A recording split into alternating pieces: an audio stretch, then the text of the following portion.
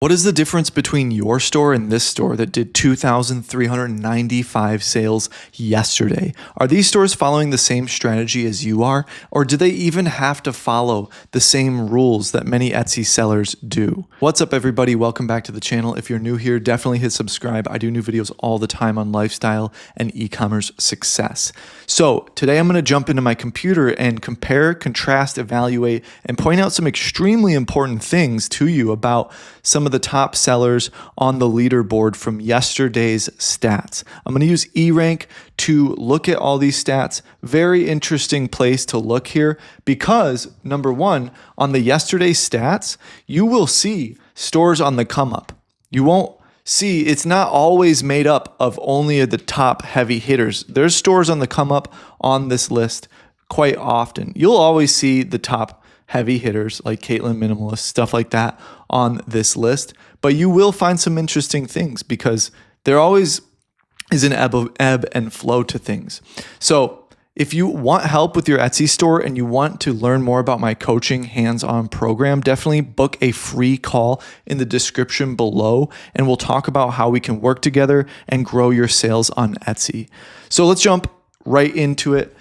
This store did 2,395 sales yesterday. And the main thing I want to point out is that it has 1,247 listings. One of the biggest commonalities with all of these top sellers is that they have anywhere from 1 to 10,000 listings. This is exactly why you hear the advice of you need more listings.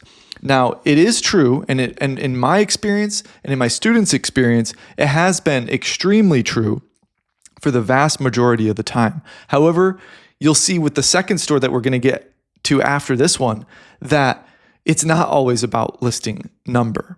It can be other factors as well, but it's not also it's not as simple as only just list more. You can dilute yourself and lower your conversion rate if you're not doing well with all of them, and that's something, that you need to work on with all of your listings. That's for another topic, another video. The first thing I want to point out about this video is that it has 1,200 listings. And it is a digital download store. By the way, if any of you guys like any of these stores today, definitely I highly recommend going and supporting them.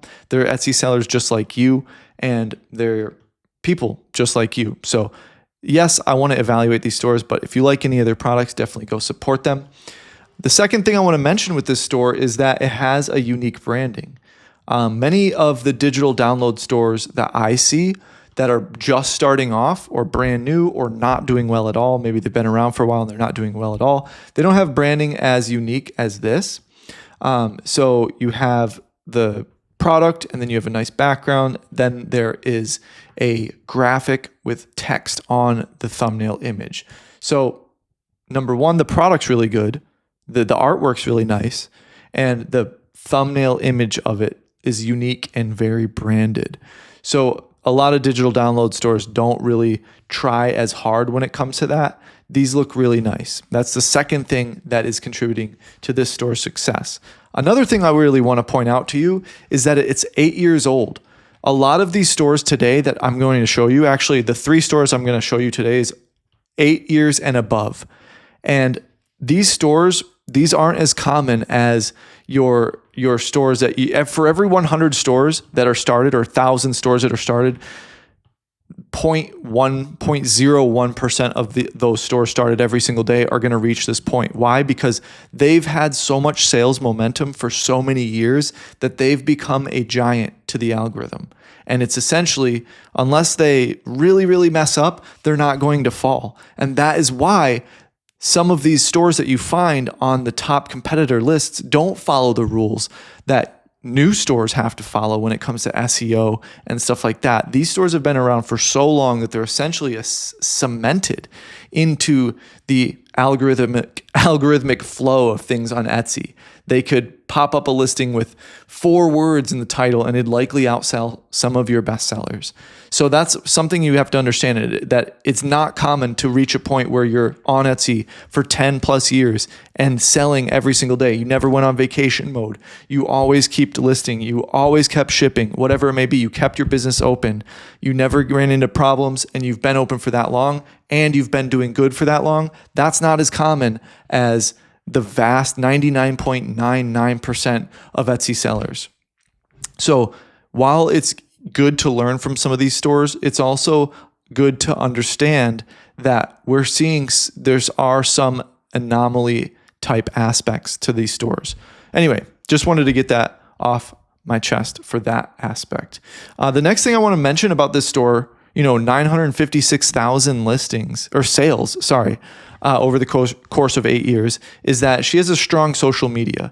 Here's a section right here that mentions freebies from Facebook group. Okay, I wasn't able to locate her Facebook group right off the bat, but I did look at her Facebook and her Instagram, and she does have around above 10K on each. So she's bringing in traffic from outside, and a lot of the times when sellers get to the point where they have traffic to monetize from social media, they'll build a Shopify or a standalone website, which is what I do and which is what I recommend. However, I'm just showing you this specific example today where she didn't. She kept sending that traffic to her Etsy store, and that made it have even more momentum. So one strategy that could combine this with a standalone is that maybe you would have all your social media traffic continue to be sent to your Etsy store to gain more Etsy traffic and more momentum. But then with your Shopify, you run paid ads on those social media platforms and capture conversions straight from ads and build your business on the ad side of things. But your Etsy store is still a giant snowball of momentum, even with free organic traffic from your social media.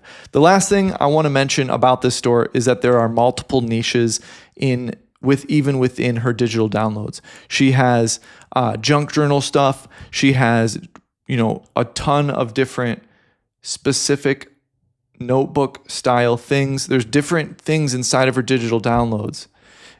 But at the same time, it's all cohesive because of her branding. So that was the first store. Very interesting, very good job. Again, if you want any help with your Etsy store to grow it to very high levels of success, definitely book a free call in the description below, and we'll talk for 10 minutes. I'll tell you how I can help you. It'll be great. So the next store that we want to talk about today is an anomaly, even more so than what we've seen in the past with these top competitor or top seller listings or information on eRank. This is a store with 88 listings, all right? And it's done 160,000 sales. But yesterday, it made it to the top amount of sales, 1,843. So very interesting. This store has been around for 11 years. Keep that in mind. Very, very important thing to keep in mind. And another very interesting aspect of this store is that on the listings themselves, the titles are, I would never, if you came to me as a student, if this person came to me as a student, I would definitely first thing start working on their SEO. It's essentially like a title that you'd use for a standalone website. There's no SEO in it.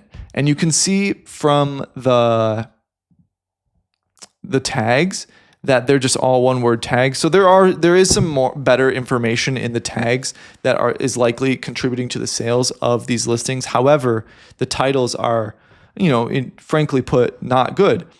You would, even you as a seller, you might see this and say, okay, where are the keyword phrases? All that is in here is crochet pattern, and then the name of the product, which doesn't really do much for the algorithm. But what is very interesting is that it's in English and French. See in original language. See that button? So this is cross-listed with translated information.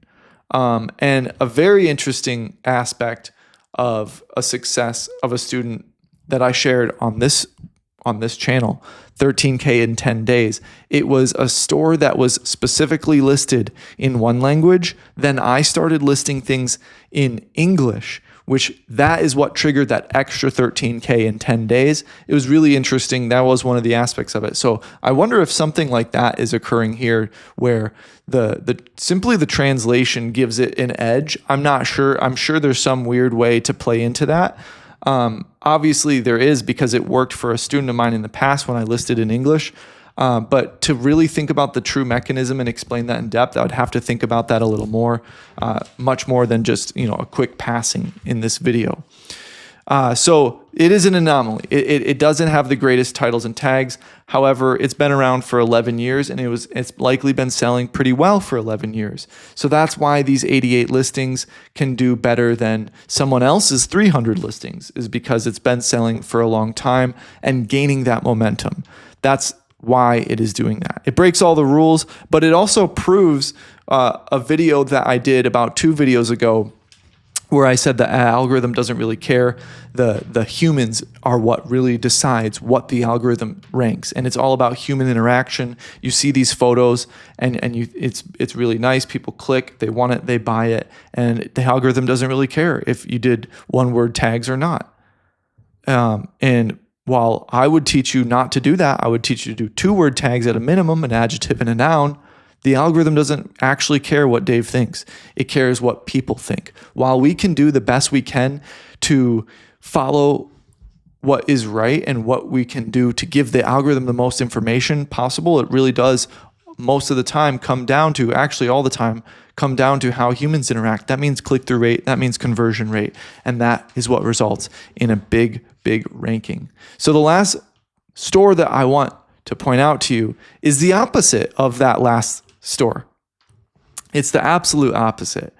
It's it has 5,837 listings. Okay, so you can often do really well with brute force volume on Etsy, granted that your listings aren't trash and you have good designs, whatever it may be. I've seen people go absolutely crazy with print on demand and get up to 1,000, 2,000 listings with mediocre designs, and I've seen it go both ways. I've seen it start to catch on, and I've seen it most of the time fall flat on its face. So, it's not only about listing count, it is about quality. That's why I teach my students quality and quantity. Otherwise, that quantity is not going to do anything. So keep that in mind. But it's got 1.6 million sales over the course of 10 years. So that's a very sizable, store. That's a very sizable feat. What I would like to point out is stud earrings had 1,800 listings of stud earrings. You don't list in a category unless you're doing well in it. You usually tend to continue listing the things you're doing well in. So stud earrings, they did really well. That's something to note. Let's look at the SEO real quick. Decent. There's small critiques I have for it, but obviously it doesn't matter when you've been selling for so much for so long, for 11 years. Again, it's like the algorithm cements you in. Are these situations common? No, they're not. The most common situation is you having to grind it out and have good keyword phrases, have good titles and tags, and have good products. That's the most common situation. These are truly, I wouldn't say anomalies, but they are an example of what happens over time with an algorithm that, they started 10 years ago. The algorithm was much different, and they were still around when the algorithm was changing. However, that didn't change the fact that they had so many sales and had so much weight in the ranking. So that's something to consider. So the takeaway from this store is that, yeah, volume really does do a lot. Does the quality matter? Absolutely. The store before that, what did we learn? Time mattered more in that situation. Not so great titles, not so great tags, but time and sales momentum with quality products. That's what the second store showed us. What did the first store show us?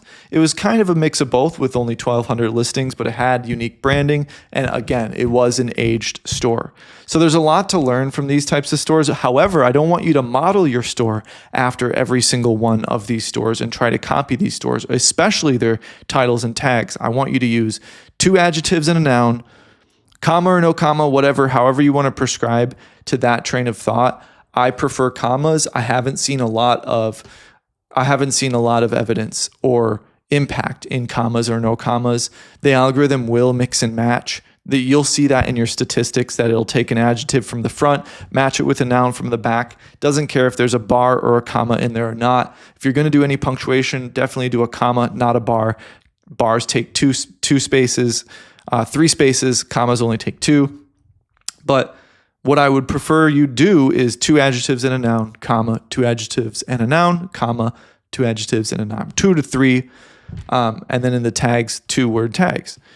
With quality products, with a good niche, with a good quantity of listings, and you're going to do good.